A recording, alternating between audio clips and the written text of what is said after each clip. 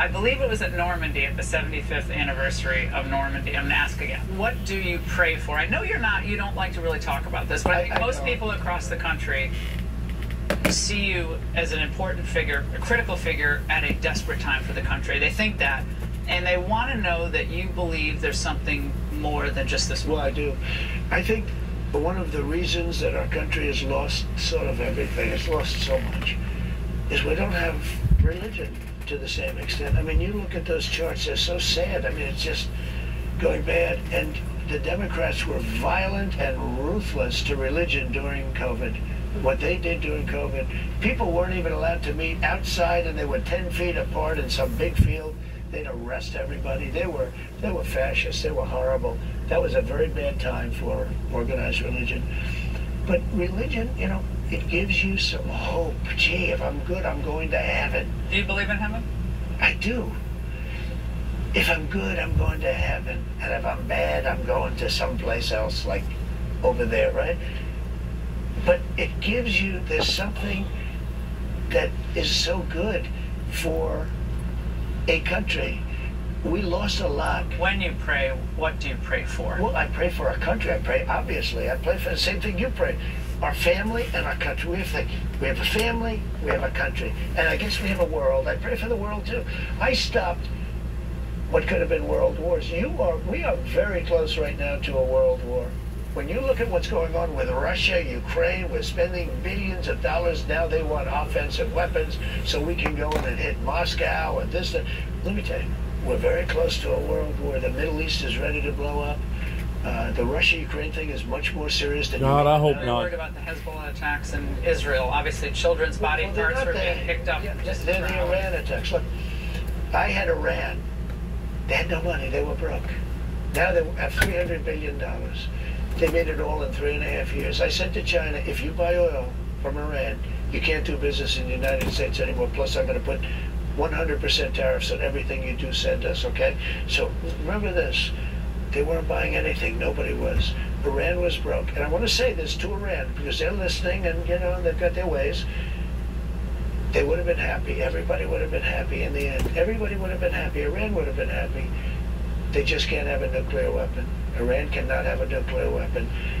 If they do, it's a whole new world order, and it's something that's going to be obliteration. I mean, and we have a man who's grossly incompetent negotiating. Now we have a woman, I think she's actually more incompetent than him. She really is, she's more incompetent. I believe that she, Kamala, is more incompetent than Biden. That's it for us tonight. Make sure to follow me on social media. Lots of interesting dog situations at my house this week. It got a little dodgy, but we figured it out.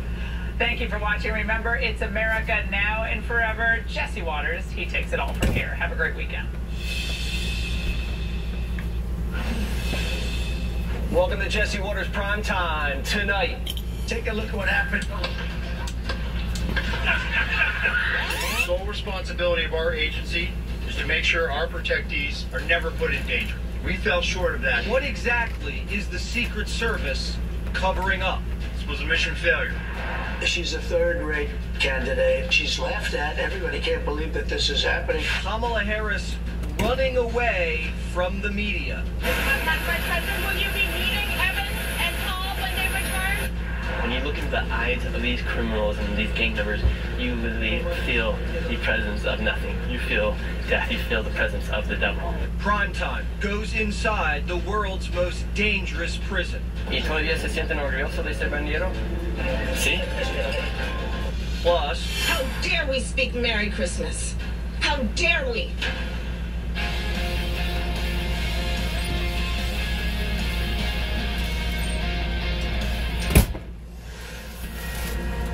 Fox News alert, the Secret Service held its first press conference since Donald Trump was nearly executed on live TV.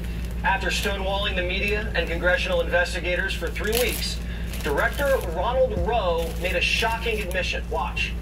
Can you confirm that this was the first 2024 campaign event that counter-sniper teams were assigned to the former president? It was the first time Secret Service counter-snipers were deployed to support the former president's detail.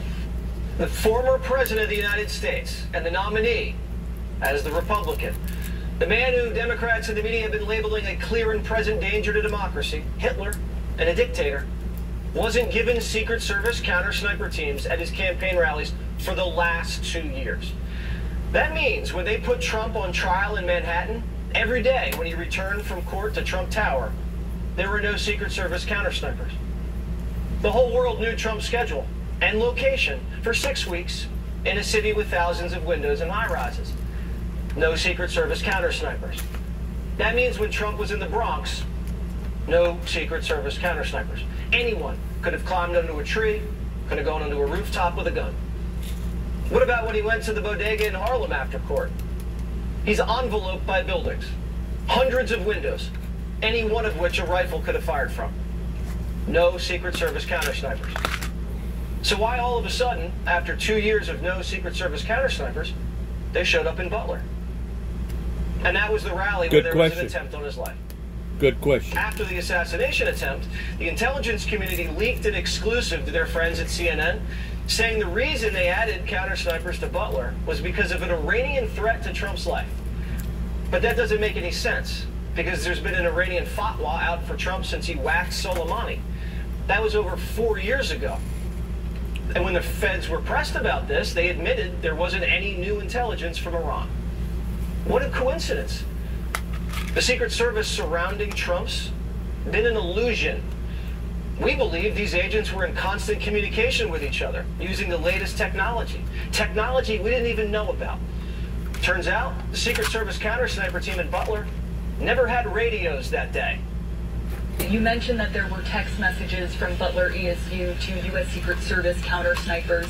I'm curious if that is routine. What was the plan to relay information from locals to the Secret Service initially? What is the protocol? With respect to the counter-snipers, they were using cellular, telephone, text communications. At this point, moving forward, what I have directed now is that everybody should be using the radio net. If you see a man with a gun on the roof, do you have time to text your counter-snipers? Wouldn't it be a lot easier if you could just radio into their earpiece armed threat on the roof of the AGR building? Are those counter-snipers up on the roof just for show? And it looks like these guys had their phones on silent, because when the locals alerted the Secret Service team leader, we still don't know who that is, that there was a suspicious person with a rangefinder creeping around the AGR building, it took the team leader 8 minutes to text the counter-sniper team. 8 minutes is a long time. The counter-snipers, if they even looked at their phones, saw this just 7 minutes before Trump took the stage. But did they even look at their phones? We don't know. They won't tell us. When the locals spotted Crooks on the roof with a rifle, they radioed it into the Secret Service site leader. And the director claims the site leader never got it. It was so apparent to me that in this incident, in the final 30 seconds, which has been the focus of what happened before the assailant opened fire, there was clearly radio transmissions that may have happened on that local radio net that we did not have. And so we have to do a better job of co-locating, leveraging that counterpart system, and this is going to drive our operations going forward. Translation, the Secret Service set up a walkie-talkie system with the locals that they weren't in on. It's like whisper down the lane. And when the news finally gets to the Secret Service, they text their counter-sniper guys. That system's destined to fail. They're telling us that the counter-sniper team didn't know there was a man on the roof with a gun until shots rang out. That's what they're telling us. Even as we watch videos of Trump supporters screaming, "There's a man with a gun on the roof," the director was caught in another lie. He claimed the Secret Service briefed the locals the morning of the rally. In the morning of July 13th, a site briefing was conducted with Secret Service personnel and law enforcement partners supporting the event. But that's not what the locals told us. We were supposed to get a face-to-face briefing with the Secret Service snipers whenever they arrived, and that never happened. So I think that that was probably a pivotal point where I started thinking things were wrong, because that never happened, and we had no communication with the Secret Service. Secret Service has never talked to any of our people, either before the rally that day or to this moment, has ever talked to us in regards to what our actions were that day. The Secret Service hired these guys to protect the president's life, never briefed them that day, never talked to them that day, and haven't talked to them at all since the shooting. What a convenient way not to leave a trail. The security for this rally was overseen by the Secret Service Pittsburgh field office. And according to a whistleblower who spoke to Senator Hawley's office, there was a female decision maker, but we can't confirm a name at this point. Whoever was responsible for this on the ground is being protected. And Director Rowe says they're actually the victim here. If you can, describe the Pittsburgh field office and their level of experience, especially in preparing for events like this, and also have they explained their thinking and how they defined the perimeter that day? Sure. Thanks, Holmes. You know, our Pittsburgh field office, I don't think there's anybody in the Secret Service who is feeling this more than the men and women of our Pittsburgh field office. And I've met with them. And they are down right now. It's an open wound that they are carrying. They are a very experienced office. And what I will say is they are cooperating with the mission assurance. They are definitely down right now. Oh, they're down right now. The poor little Pittsburgh field office. Maybe we can get them therapy dogs. Trump almost took a bullet to the brain. He's the one with the open wound. And the only reason he's still alive isn't because of the Secret Service and the poor little Pittsburgh field office. It's because he got lucky and turned his head to the right. The entire Pittsburgh field office should be placed on administrative leave, have all their electronics seized, and be put under formal investigation. But the director hasn't axed anybody. And the people in charge of the Butler rally security are still doing security at rallies. And a new report from Real Clear Politics says the agents who swarmed Trump after he was shot, most of them weren't even his regular detail. Susan Crabtree says the group was made up of various field office agents who don't train together. Is that why agents who surrounded Trump sounded so confused?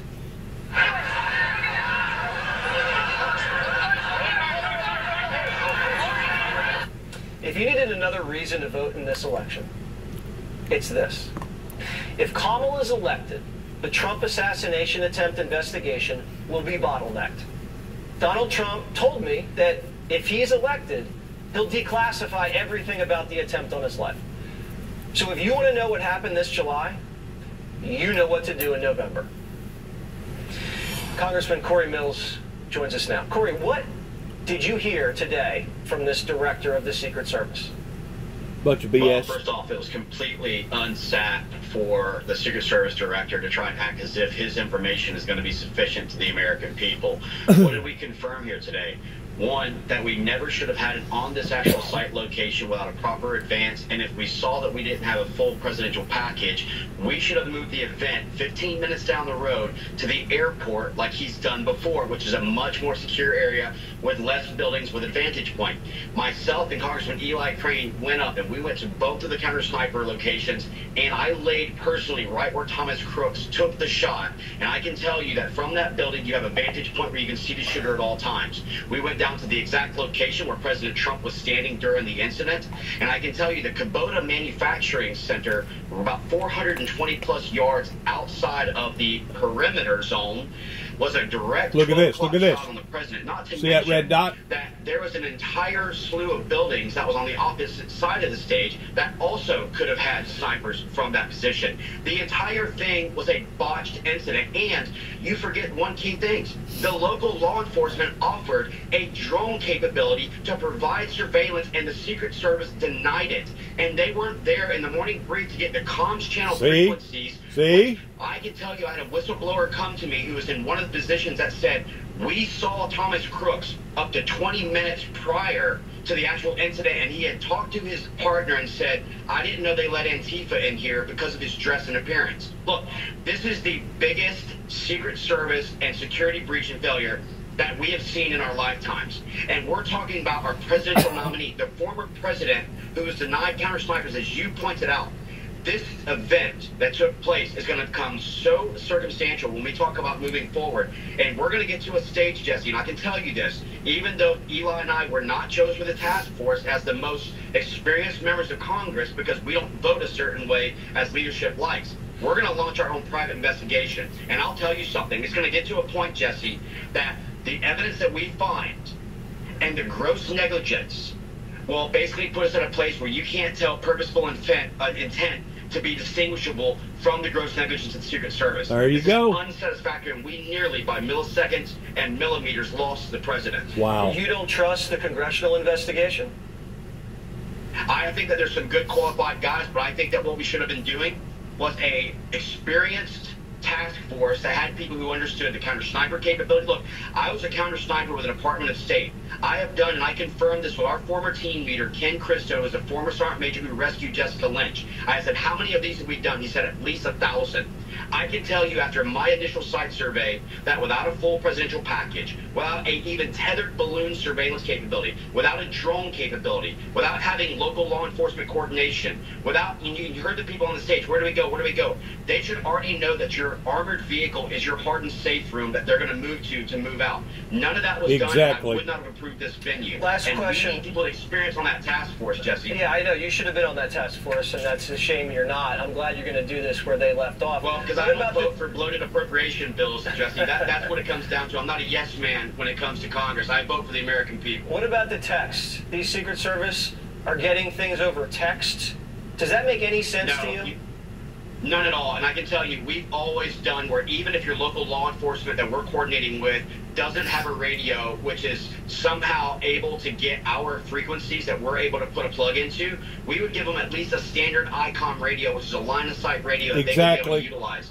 The fact that we don't even know who's in the building makes me think that the same way the FBI utilized mobile cell phone pings for the J6, we should be doing the same thing by collecting all the phone numbers of our local law enforcement and our Secret Service and FBI to determine where were they at 6/11 during the time of shooting to start our placement on the real investigation of who knew what. Yeah, it sounds like you're already ahead of the investigation as it stands. Corey Mills, thank you so much. As always, have a great weekend, and please keep up the great work. There you go, folks. It pretty well, proof is in the pudding regarding all of that. Investigation into Russian interference in the 2016 presidential election. The D.C. federal courthouse was filled daily with reporters. I want to stop right here for a second and talk about what we just got through listening to. You know, I've studied Homeland Security from top to bottom because I've had so many brush-ins with them, beginning basically with a telephone call in 1983 of the presence of seeing the manifestation of biblical Bible prophecy be fulfilled. But they have intervened so many different times, and they have sicked various agencies on me, like out in Oklahoma and different agencies, even out in Arizona. Arizona. It's unbelievable how dirty that they are in doing what they're doing. And I personally believe that the whole format of Homeland Security Secret Service changed whenever Ronald Reagan got off the airplane and he succeeded in convincing the superpowers that the world was not going to end by a holocaust, a nuclear holocaust, but it was going to end the way that the Bible had predicted for it to end.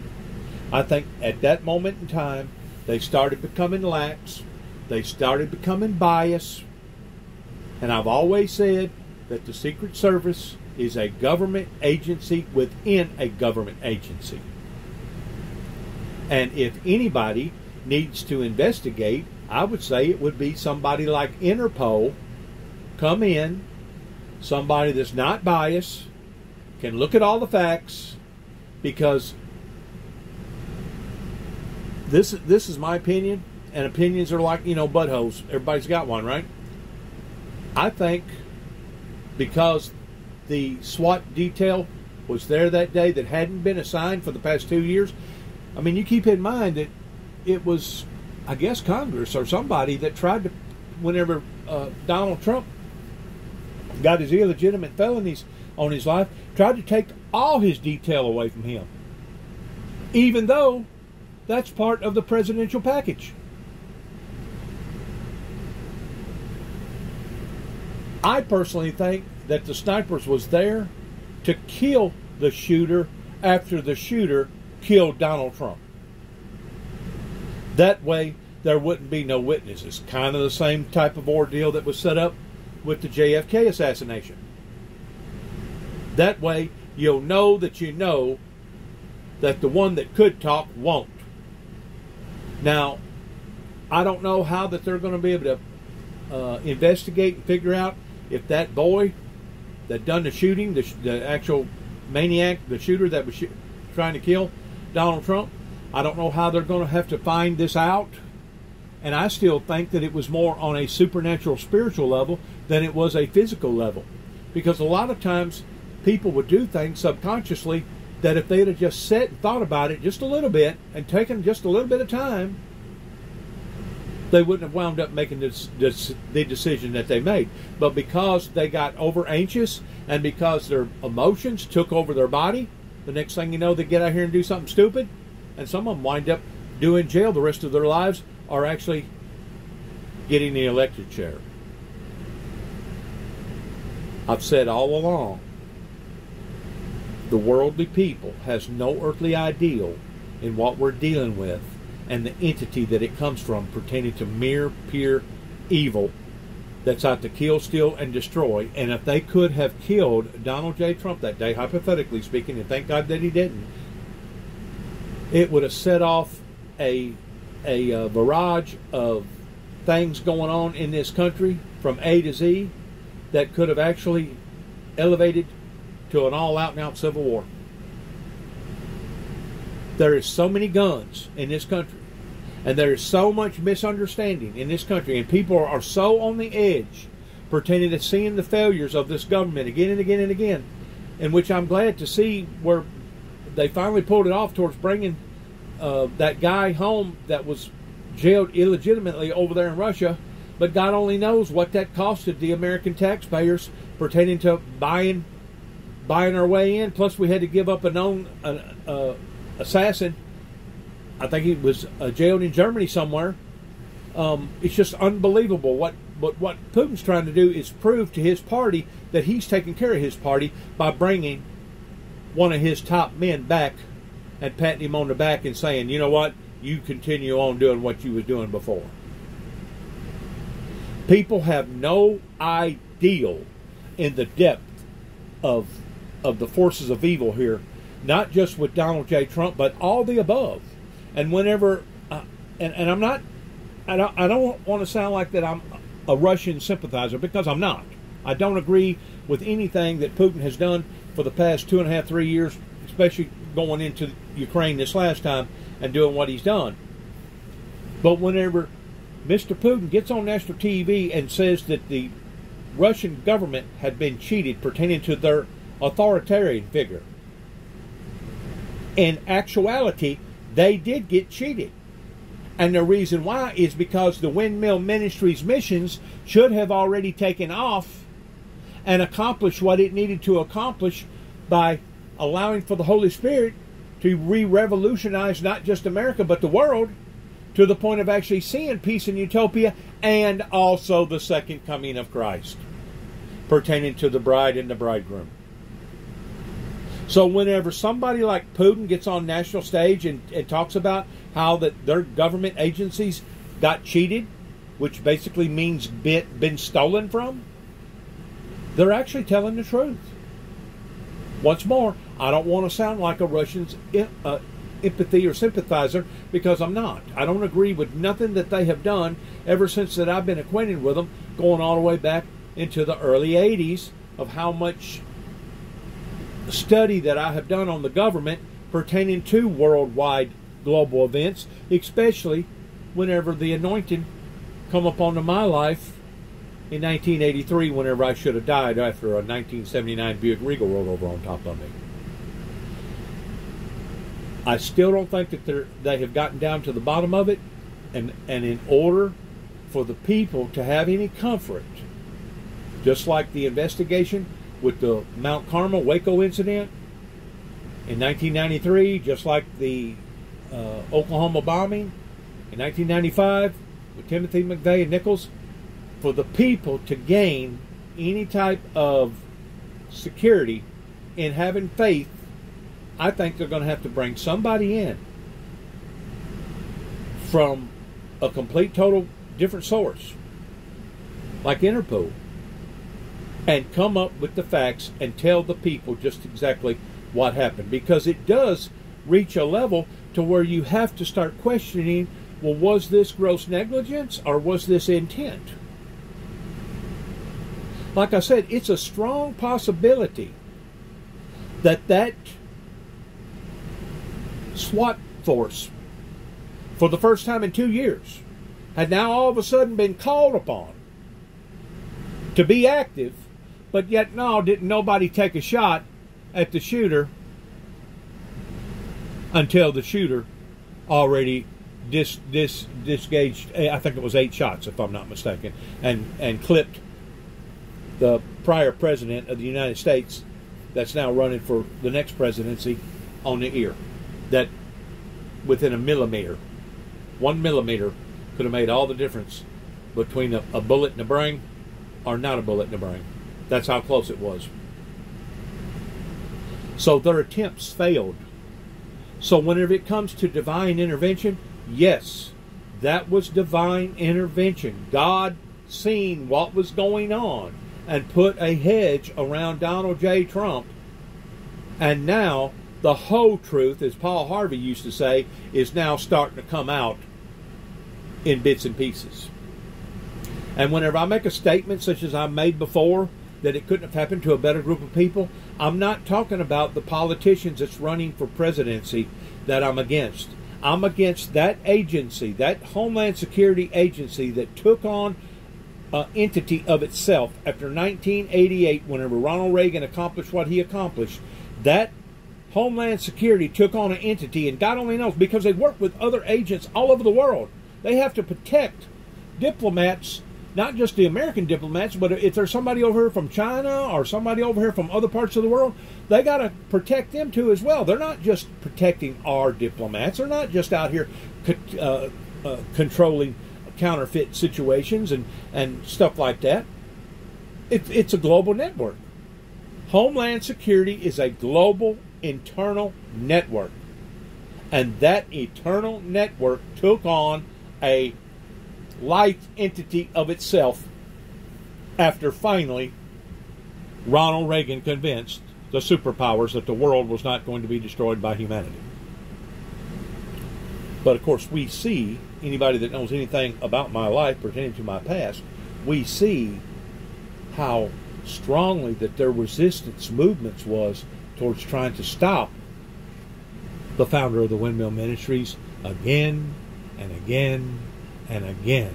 Like I said, the only way that I know to tackle the situation after I realized what was going on, especially in 1989, whenever they made up bogus lies and getting a federal judge with a federal prosecutor and a bought-off defense attorney, Jolene Nugent, whenever they sat up there and lied and said that I was on my way to Washington, D.C. to take out George Walter H. Bush's life, I knew then this is going to be a tough road to hoe. And the whole time, I didn't have no guns. There wasn't no bullets or no explosives, nothing.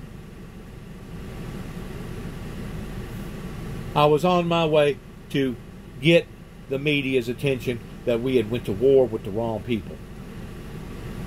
Because it wasn't until then, 91, I'd already went on one crusade. It wasn't until 91, whenever Desert Storm or Desert Shield took off, because at that time I was in Lourdes Hospital because somebody had hit me coming out of Kentucky going into Tennessee. I was still in Kentucky. I was up there working for Matt Walker and Johnny Walker, his dad. And I stayed in the hospital for almost a week till they finally dismissed me.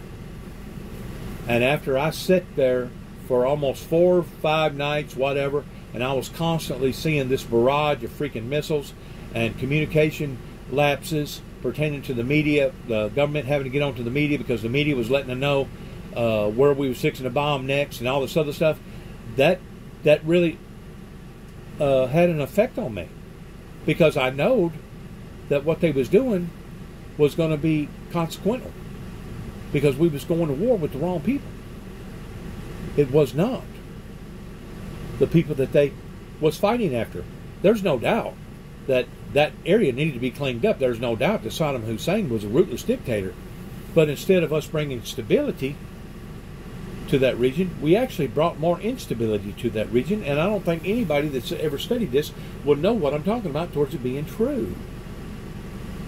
It just opened up a vacuum of that many more thugs and that many more terrorists to come involved in that area, just like over in Afghanistan. Afghanistan was nothing more than just an all-out and out assault upon to the American people and the American people's stance of how we feel about going in and doing something like that, and how we feel about going out of something like that. And ultimately, in the end, we see that 11 days later, what happened? The people in Afghanistan that we thought that we had reformed surrenders to the very enemy that we was trying to protect them from all along. So that was another slap in the face. Just like the deal with January the 6th compared to July the 13th, both of them connecting with Homeland Security in some form or fashion. How come to this day they still have not brought it to the eyes of the public what was being said, who was saying it? Because we know for a fact that there was Homeland Security agents that was basically given the green light towards allowing for those protesters to come in and doing what they was doing, knowing that them protesters had sticks and gouges and boards and sharp objects and everything else that was beating the hell out of the police officers, the D.C. police officers there. If somebody can't smell something in the woodpile by now pertaining to this July the 13th ordeal with Donald J. Trump, it's because they don't want to see what's going on. Because I promise you, after me get through listening to what I just got through listening to, yeah, there was too many coincidences. All of a sudden, Donald J. Trump had SWAT detail. At this particular event, there was no glass, there was no protected glass around Donald J. Trump. There was all these different areas that could be seen, a direct shot in on the speaker. Too many coincidences. It's either one of the biggest laxes douchebags that's ever tried to protect anybody like the president or a prior president, or it was an inside job. And I'm telling you right now, it's looking more and more like an inside job, because like I said, it would have been appropriate, if I can use that word appropriate in a situation like this. Really, any of this is inappropriate, but it would have been appropriate for the SWAT team member to have killed the shooter, because at that point Donald Trump would have been dead, the shooter would have been dead, and there would have been no witnesses. Basically the same type of scenario that happened with JFK. My friends, that is contamination from within. And as far as I'm concerned, whenever I say it couldn't have happened to a better group of people, they had this coming. Because I'm pretty sure that there's probably thousands of other people out there that's had brush-ins with Homeland Security like I have, that's basically hurt their lives or even ruined their lives. People may be running for an office somewhere in all over the countryside somewhere, and next thing you know, somebody said something or somebody done something.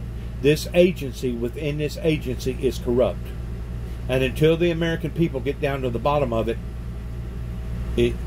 I don't have a whole lot of faith in the security of either Donald J. Trump or Harrison whenever they get out here on the campaign trail. I really don't, because we live in a very, very dangerous world. I hate to say that, but we live in a very, very dangerous world. And ever since those 9 tapes went to the White House in 1988, instead of us getting more closer to utopia and peace, pertaining to true, loving, godly peace, pertaining to true, loving, godly utopia that it talks about in the Bible, We've been going just the opposite direction of that. All these massive suicides, all these divorces, all these complications, all these people arguing and bickering, causing division, all these drugs coming over here, causing overdoses and stuff. We've been going just the very opposite of all this. And if people can't see that, they're either stupid, in which I don't think the American people are stupid, or they just don't want to see it. Because this is deep. It's fundamentally deep. And it's a corrosion from within that took place after Reagan left office. Matter of fact, it may have actually started a year into the fact before Ronald Reagan left office, because within that year's time, basically Ronald Reagan had become basically at that point in time just a paper tiger in making rational decisions, and it was really Nancy that was running the programs. It was Nancy that was keeping up with everything and keeping chart of everything, that was basically putting out the orders, because Ronald Reagan was too incapable of doing it. I've thought all along, because that happened so quickly and the way that it did, and there's no way for me to prove this, but I thought all along somebody had given him something that caused his deteriorating health immediately, to the point that now they're saying that he basically had his mind was basically gone, of not being able to make rational decisions. It's sad. It's really sad, as I have sat back and watched the deterioration of my own government, the deterioration of my own community, the deterioration of all the churches, the deterioration of all the other things for the past 30 plus years, since 1988. It's really sad that this country has turned out to be what it has been, or what it is. I just imagine our ancestors that fought and died for this great land are sitting up in heaven right now, shaking their fist at us, knowing that we are not doing what those men and women fought and died for, pertaining to us being a righteous, godly nation. I mean, you can pronounce the name of Jesus all day long. I mean, the Bible says that even Lucifer himself fears and trembles under the name of Lucifer. But just because you acknowledge Jesus Christ verbally in a mouthpiece, don't mean that you're living for him spiritually or physically in your heart. This country has been given over to a abomination of what it's doing, and we want to pick at France pertaining to their abomination that they displayed the opening of the Olympics. We need to look at our own selves. You know, the Bible says to get the mote out of your own eye before you worry about trying to get the beam out of somebody else's. In other words, clean your own doorstep before you start judging other people and throwing rocks at them. So in reality, whenever Putin says what he says, and no, I am not a Russian sympathizer or empathizer at all, he's right. They got cheated. Why? Because the so-called church world, the corporate church world here in America, never picked up the reins in supporting the founder of the Windmill Ministries missions. And if anything, they wasn't just not supporting me, but they was trying to do me in. They was trying to abolish me. They was trying to destroy me. And instead of destroying me, they destroyed my brother. At the age of 51, 20 and 17, my brother come to a sudden death after going to work, and his boss man told him he needed to go home, and that was the last time he seen our reality on this planet. Never did get to see the sun come up. I think he died shortly after he got home that afternoon, late that afternoon, probably about 10:30, 11 o'clock, maybe 12 or 1 o'clock. He was somewhere in that time frame, that basically David is no longer with us, regrettably. And to think that these demons around here was trying to drive around here and say that I had something to do with my own brother's death, not counting the fact that about a year before that, maybe 2 years before that, somebody had called up, let me get my mouth right here, called up the retirement center in Union City Social Security office and basically tried to stop my check because I was out here on a ladder. Even though every bone in my body's been broken. Even though I've come close to death as many times as I've come close to death. The devils out here was working double time towards trying to destroy Dennis James Jackson, known as Juby. Because it wasn't just one family. It wasn't just two families. It was almost a dozen families, if not a dozen families, that was coming out of the woodwork from everywhere. You keep in mind, I'm less than a quarter of a mile from the Wiccans. A palace or a castle up the road. People that want to sit around, hold hands, and hum, and pray to the owls, and pray to the trees, and pray to the crystals, and pray to every other thing. Rather than praying to the Creator, they want to pray to the creation. In which that's fine if that's what they want to do. I don't care. You can sit down and pray to a tree if you want to, or a rock. But what does the Bible say about that stuff? Same thing as building a golden calf and calling it God.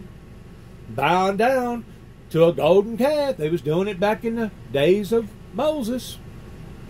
Covetousness. It's awful in what has occurred here. And I still say it was divine intervention that kept that bullet from going into Donald J. Trump's skull.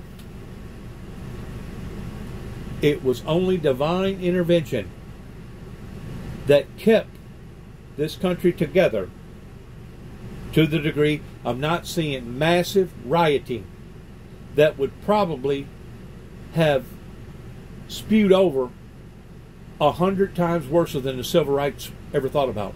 Because people are on drugs. Everybody's got guns. People don't no longer care. They don't no longer have faith in our government. That's the reason why I say the only way that this government is going to get back on track is to find some sort of agency that does not have biased feelings about who, what, when, or where. And they're going to have to go in there and roll up their sleeves just like I did whenever I went to Waco, and they're going to have to get fact on fact testimonies, and they're going to have to put equations together and this together to come up with basically the facts. That's what they're going to have to do. And it sounds to me like that one guy that was up there a while ago, the last guy that was talking, sounds to me like he's on the right track. Because it's just too many coincidentals. How come 2 years Donald Trump went without a SWAT team? And now all of a sudden the SWAT was there. Don't look too good, does it? Let's listen to this. I don't know what this is about. It's reporters looking for clues, looking for leads. But on December 14th of that year, something happened that made it decidedly much more difficult for those reporters to do their jobs. That day, court officials mysteriously shut down an entire floor of the federal courthouse, restricting access to both the press and to the public. Now, reporters assumed at the time that all the cloak and dagger maneuverings were related to Russia. But 2 years later, we learned it was about a separate investigation looking into whether the Egyptian government could have backed the millions of dollars that Donald Trump donated to his own campaign in 2016. And today, in an exclusive and deeply reported investigation by the Washington Post, we are learning about how a $10 million cash withdrawal at a bank in Cairo 5 days before Donald Trump was inaugurated, how that intensified that inquiry, and about the effort inside Trump's DOJ to bring that investigation to a close. Joining me now is one of the journalists who broke that story, Carol Leonnig. She is, of course, a Pulitzer Prize winner and a veteran investigative reporter at the Washington Post. Carol, this story is not... Now, you want to know why I said that neither of them deserve to be the president? The Democrat Party finally persuaded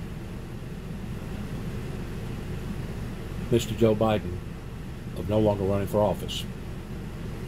But you still got that same poison up there. All you did was change the horse on the mantle of what people are going to be looking at. We know that this is a money game. It's a rich game, and it's a very serious game. And that's the reason why I say that neither party, neither group deserves to be in control of the American people's affairs. Now, what does that mean? That means what it means. It means that I don't think that neither party is worthy of my vote.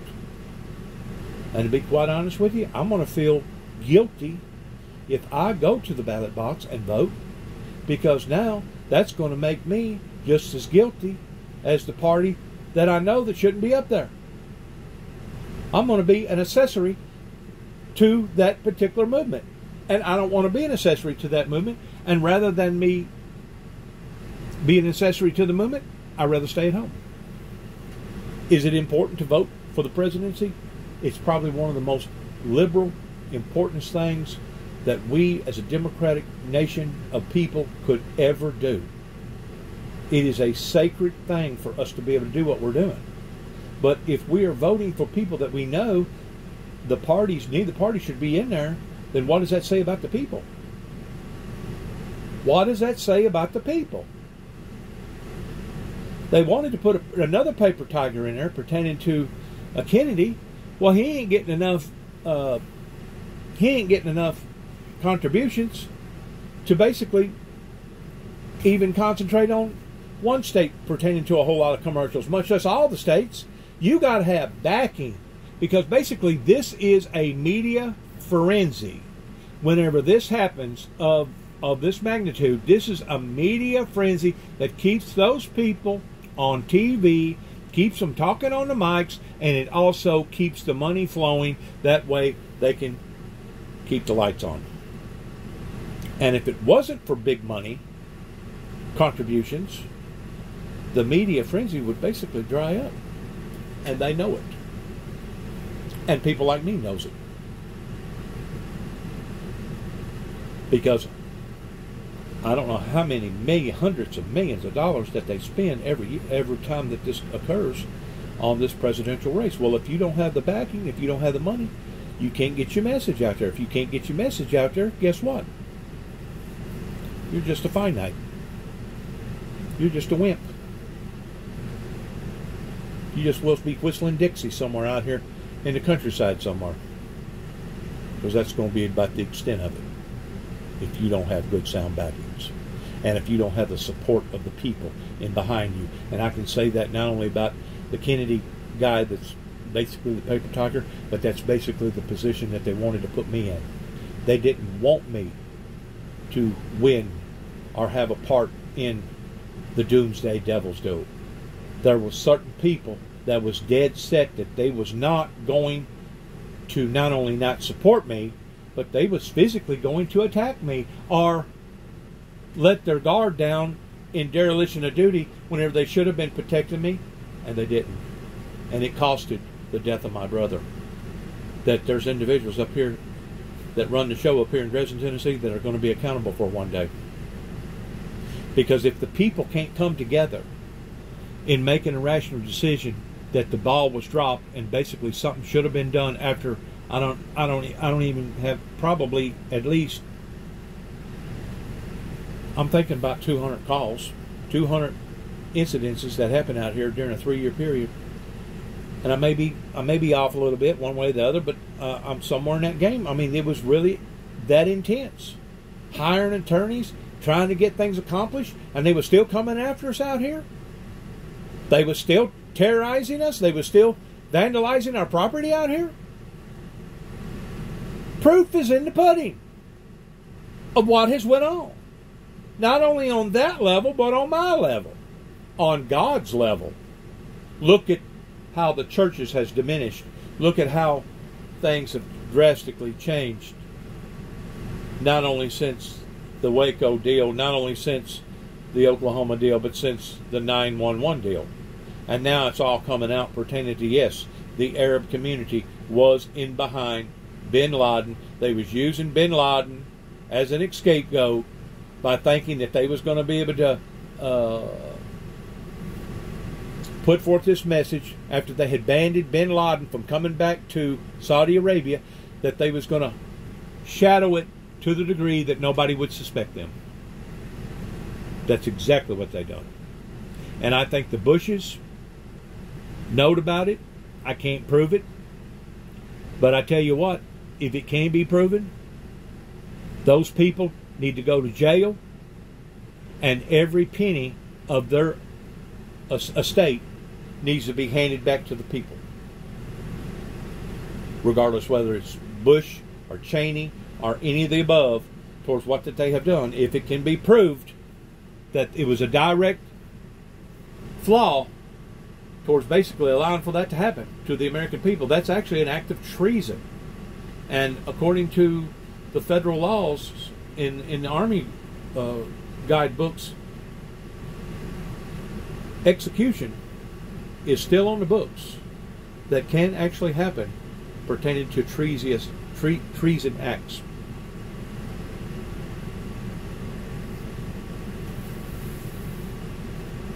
It's bad. People don't realize the seriousness of all this. We are in tangles right now towards being divided, and if we don't pull together, if we don't unite, and I'm pretty sure that we're not going to unite politically, but if we don't unite spiritually, it's over. It's over.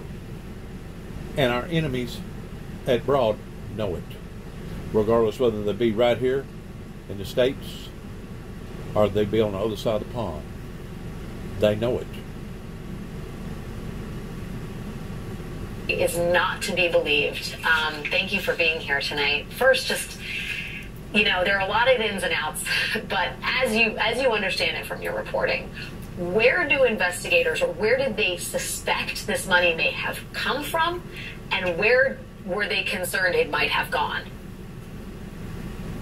Lex, first off, thanks for focusing on this story, which was incredibly difficult to report out, involved a lot of sensitivity, including where I'll start the story, which is classified intelligence. The CIA basically alerted the Department of Justice in the early... Okay, before you hear what she's got to say, I ain't heard it neither.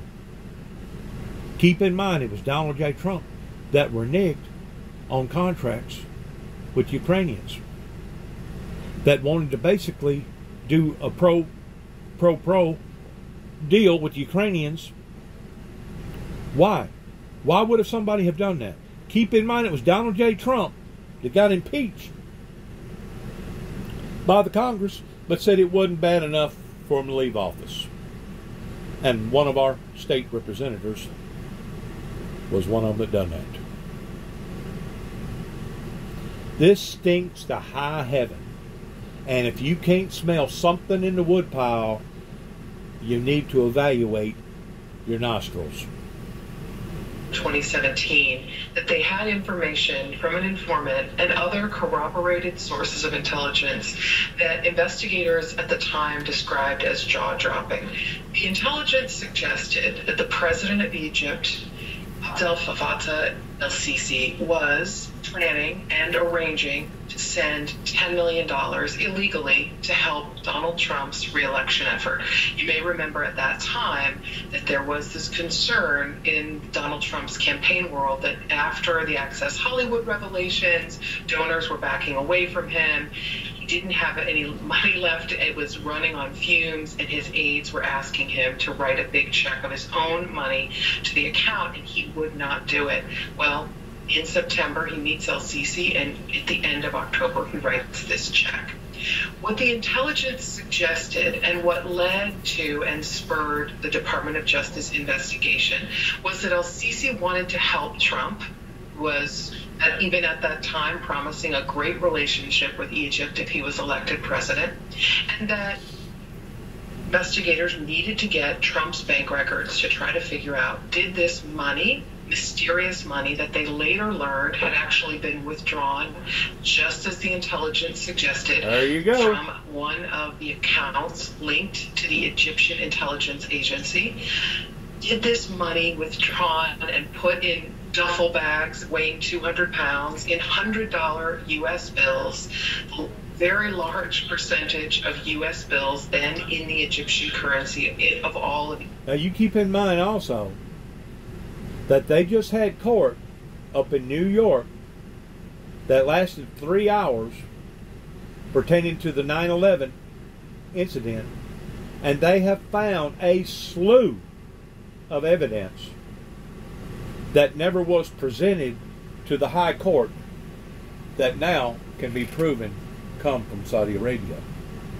This is all interconnected pertaining to the money laundering going from one place to another. That's the reason why they showed Donald Trump standing there with the Arab community right there, had his hand on that orb or whatever that they call it, that the Saudis basically are still giggling and sniggering and thinking that they've gotten away with what they've done to the American people by killing almost 3,000 people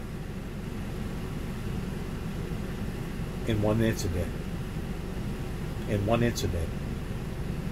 I'm talking about 9/11, which is a little over a month away from the next anniversary. These should be images that has been branded in our hearts and in our minds of red flags going off, knowing that something has occurred in the United States that should not have ever occurred. On a safety level, on a monetary level, on a spiritual level, on a political level, on an international level, something has occurred pertaining to the farm being given away. That, guess what? My son, Nicholas, his daughter, and possibly even maybe another child or two, and if they have any children, that these are the things that they're going to have to inherit. All children that basically come into play after I'm going to say about 2000. Basically, we should have already seen a major revival. We should have already seen peace and utopia, and we should have already seen this turn around by 2000, and the Lord Jesus Christ coming back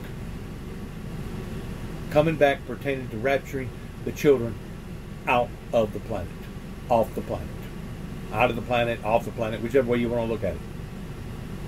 But it was delayed. And in the delaying, what has it caused? It's caused our infrastructure to fall apart. It's caused bridges to fall apart. It's caused it pertaining to seeing floods now that we've never seen before, that's blown dams out like it was nothing. We've seen radical tornadoes. We've seen radical fires out west. We've seen a radical this, a radical that, and a radical... I mean, I could go on and on and on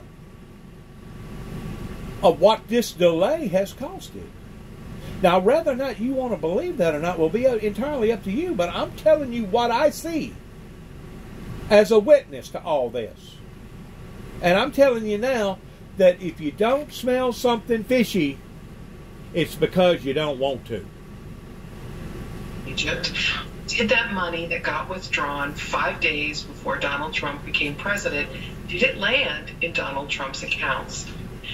From the investigator standpoint, they would never be able to answer that question, because as soon as they began proposing subpoenas to do this, the U.S. attorney said that she, Jessie Liu, needed to review this and brief the Attorney General, a fairly new Attorney General named Bill Barr.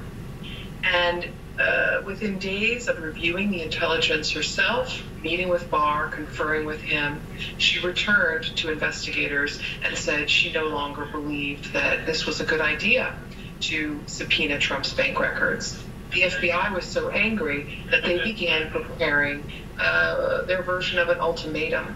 Their view was, if we can't ever look at Trump's bank records, which are a pretty easy thing for federal investigators to subpoena, if we can't get those, then there is no chance in the world of us ever getting to the truth or the bottom in this investigation. Yeah, I mean, there's so much here, Carol, and one of the things I'm quite interested in is, you know, there's an aspect of money laundering, it sounds like, in here. I'll read an excerpt from the piece. Investigators saw hallmarks of an international money laundering operation in the way the funds moved into and through accounts ahead of the cash withdrawal. Indications of a potential crime that may or may not have been related to an effort to help Trump. So there's the effort to help Trump. And that pretty well speaks volumes about the reason why that Donald J. Trump supports these oligarchs. This pretty well speaks volumes about how come this trade-off deal recently just happened with this so-called person that was not a spy at all, and it pretty well speaks volumes about how Donald J. Trump was trying to stifle the Ukrainian people. It speaks volumes about all of it. Just like the ordeal over in the Middle East, towards it basically being a tinderbox fixing to explode. Now, in some incidences, I think that Donald Trump did take control over that situation over there, pertaining to the Gaza Strip, pertaining to moving the embassy, pertaining to stifling Iran with money. In some of those international affairs that was going on over there, Donald Trump probably done more good than he done bad. But there's other players in this thing, international players, that you can see these pawns being moved around on this board that don't look good, and I smell something fishy, just like Homeland Security doing what they done, or doing what they shouldn't have done, or didn't do, that now it's all coming out in the wash. Actually, the source of this money, and then there's the investigation potentially being quashed. What stands out to you as the most, I think, disturbing element of what is already a fairly disturbing story? Very disturbing. No, I'm not the person to decide what's disturbing. I'm an investigative reporter. I learn a lot about how criminal investigations and sensitive intelligence is handled, particularly sensitive criminal investigations involving high-profile people. And what my colleague Aaron Davis and I heard over and over again as we reported this out, looking at people's contemporaneous notes, looking at records from the investigation, reviewing documents that are still secret, Alex. What we heard over and over again was that there was chilling, jaw-breaking intelligence that pointed to a potential money laundering operation and an effort, at least by the Egyptian president, to bribe. That investigative reporter right there is talking right there. She is putting her life on the line right now. She is putting her life on the line in exposing bits and pieces of the truth that I know they're going to lie about, and they're going to cover up, and they're going to say this and say that. Just like other people that have put their life on the line, including myself. But you know what? Some of that truth that Donald J. Trump talks about regarding the Patriotism Act, of what the people got caught up in, not all of them. There's a bunch of them that need to go to jail and stay in jail. But some of those people need to be reevaluated towards being at the wrong place at the wrong time, and they probably do need to have the charges dismissed or reversed. I do agree with that. There was some of the people there that was true at heart with their patriotism towards the feelings of this great nation, that basically just got caught up in a big hoopla, that if they thought that it was going to wind up turning out that way, they'd stayed at home. So you got to be able to sift through, that's the right word I'm looking for, sift through what's going on in determining just exactly what is the truth versus what is not the truth. And if it's not the truth, it's a lie. You realize that, right? And all these people are covering up for themselves. That began with the cover-up in the late 80s. That's exactly what I continue to keep hammering home to the people here in the United States, and that's exactly what I'll continue to keep hammering home. This is bigger than Watergate. This is bigger than Blackwater. This is bigger than anything that's ever happened in the United States White House pertaining to an agency within an agency that's basically contaminated, that has caused this. Various people that has caused this. So whenever Donald Trump gets talking about the swamp needing draining, I hate to say it, but there's dirt underneath his fingernails too. And I ain't just talking about bad business deals up in New York. There's dirt under his fingernails too. And that was probably one reason why that somebody gave the green light towards going ahead and knock him off. And that's the chances that patriots have to take whenever they do stand up in front of the people, is that is the cause worth the sacrifice? We know that others have sacrificed in the past. I'm just going to use Martin Luther King for an example. That's just one example of somebody that was willing to pay the ultimate sacrifice. And even my niece out in California, whenever I first explained to her my story and what was going on in my life, she looked at me, she said, "You're a Martin Luther King. You're a maverick. You're trying to help the people." So even then, which I think was somewhere around 2000, I forgot now what year it was. But anyways, I was out there working at a body shop in Stockton, California, that I could prove. I got records to prove it, IRS records to prove it. Before I was basically shunned out of that area, and I had to go back to Arizona. And once I went out to Arizona, I had to work for Trucks Works Incorporated out in Arizona temporarily for about 4 or 5 months, because at the time the yik yak and the controversy had already got on the level that I don't think Bill Luke would have hired me if he didn't have even one body man in his shop. I don't think that he would have hired me at that time because of all the gossip and all the BS that went on all over the internet. This was affecting my life. This was affecting my life towards living my life. You can't outrun the computer. And whenever people get online and they tap up a bunch of stuff that's untruthful about you, you know, it's kind of like that deal with Hillary Clinton, something about a guy that went and shot somebody or shot at somebody or killed somebody over some stuff. I don't forget now what all that was about. But I mean, you put these images in people's heads, and the next thing you know, they're going to act upon it. And that's another thing that I've looked really strongly at pertaining to the shooter of Donald J. Trump. If he was that much of a radical left-wingist, either against the Republican Party or the Democrat Party, don't you think by now they would have already discovered all kinds of evidence pertaining to this boy, of him being that a radical, looking up this, looking up that, being associated with this group or being associated with that group? Don't you think that they would have already found that?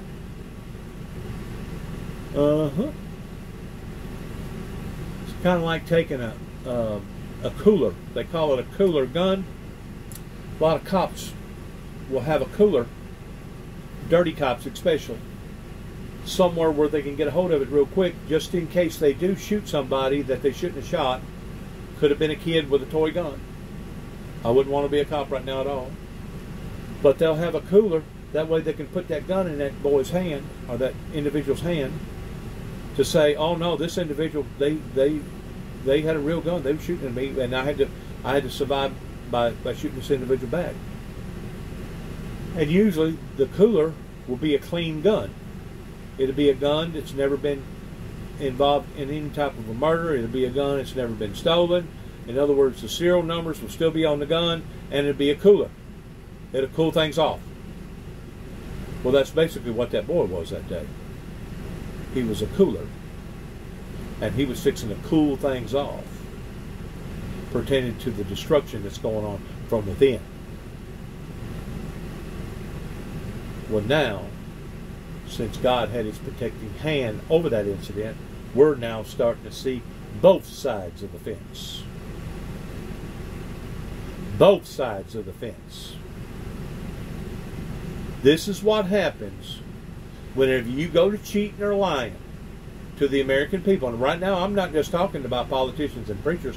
I'm talking about media people. I'm talking about big anchormen that knowed of this, that kept it quiet. Shunned it from the American people. Basically stowed the Windmill Ministries recognition. But not only did they steal the recognition, but then they started attacking him and trying to make him look crazy. And once they realized after 9/11 that that wasn't going to work, then they changed their disposition. And now let's not go after Mr. Jackson towards him just being crazy in the eyes of the people. Now let's try to make him actually look like a homegrown terrorist by charging him with falsifying files, beginning in Martin, Tennessee in 2005. I know I wrote it down probably yesterday, the day before yesterday, 2007. That was an incorrect boogle upon my part, a typo upon my part, but it was in 2005, whenever I was passing out Bible literature, that Tommy Moore and Tommy Thomas and all of them had to be involved in, including Mike Wilson, including Randy Brundage. All these people know that they was trying to do Juby in. Because if you can prove that somebody is a harm to society, maybe they're a firebug, maybe they do have explosives, maybe they do want to get out here and harm a bunch of people, you can literally put that individual away for life. All it takes is a judge, all it takes is a doctor coming together and saying this individual is a harm to themselves and a harm to society. Get them out of here. Get them out of here. They put them in institutions, they start feeding them a bunch of drugs, and the next thing you know, they're doing basically a chemical lobotomy on that human being to the point that they start slobbering all over themselves. They don't know daylight from dark. They're bumping into the walls. They're just basically a zombie in these hospitals. I've seen them. I've seen them. I know they're in there. But under the HIPAA law, can't none of the doctors come clean and actually confess that. See, the system is trying, the evil, demonic, broken system is trying to protect itself by all these laws. That's now counterproductive to what the people want. If the people will see it, if the people will look at it. But maybe the people don't care. As long as we keep going in the hole and the government keeps giving us stimulus checks, who cares if little Johnny and little Sally's going to have to deal with this on down the road, because we're just basically kicking the can down the road, pretending to our indebtedness. Well, you don't think little Johnny and little Sally one day is going to come up to you, tugging on your coattail, tugging on your pants leg, asking you questions up in heaven, asking you, Peepaw, Mama, how come y'all let this happen? How come y'all didn't stop this? How come y'all put this burden upon us to have to deal with? And even though it was y'all the ones that done it. That's what they're going to be pulling on your coattail about and your patty tail about. I've never seen it like this. It's scary. It is absolutely scary. Let's listen to some more. Or compromise Donald Trump, and that when evidence was gathered by Mueller's team at the very end of the Mueller probe, when this evidence was gathered of this mysterious cash withdrawal of exactly the amount that El-Sisi apparently intended to give Trump, when that document was found, investigators thought, we have a lot of smoke here. There's got to be a fire. We've got to chase it down. But they were stopped. Exactly.